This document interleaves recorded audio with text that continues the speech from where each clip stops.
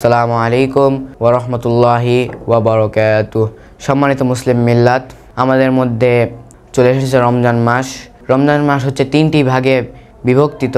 প্রথম 10 দিন হচ্ছে রহমতের 10 দিন, দ্বিতীয় হচ্ছে মাগফিরাতের 10 দিন এবং তৃতীয় 10 দিন হচ্ছে নাজাতের 10 দিন।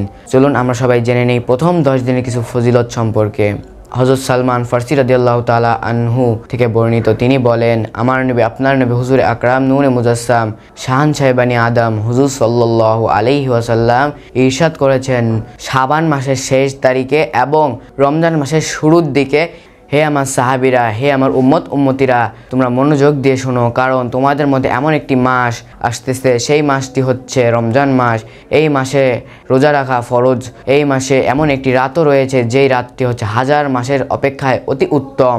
আমার নবী আরও বলেন যে, কোনো ব্যক্তি যদি এ মাসে নফল ইবাদত করে তাহলে ফরজ ইবাদতের সওয়াব পাবে, এবং কোনো ব্যক্তি যদি ফরজ ইবাদত করে তাহলে সে 70টি ফরজ কাজের সওয়াব পাবে। সুবহানাল্লাহ। শুধু তাই নয়, আমার নবী আপনার নবী হুজুর আকরাম নূরে মুজাসসাম শাহানশাহ বানি আদম হুজুর সাল্লাল্লাহু আলাইহি ওয়াসাল্লাম আরও ইরশাদ করেন, তোমাদের মধ্যে কোনো ব্যক্তি যদি কোনো রোজাদার ব্যক্তিকে ইফতার করায় তাহার গুনাহ ঝরে যায়, এবং সে রোজাদার ব্যক্তি যে পরিমাণ সওয়াব পেয়েছে রোজা রেখে, ঠিক তেমনই অনুরূপ ওই সমানই নেকি পাবে।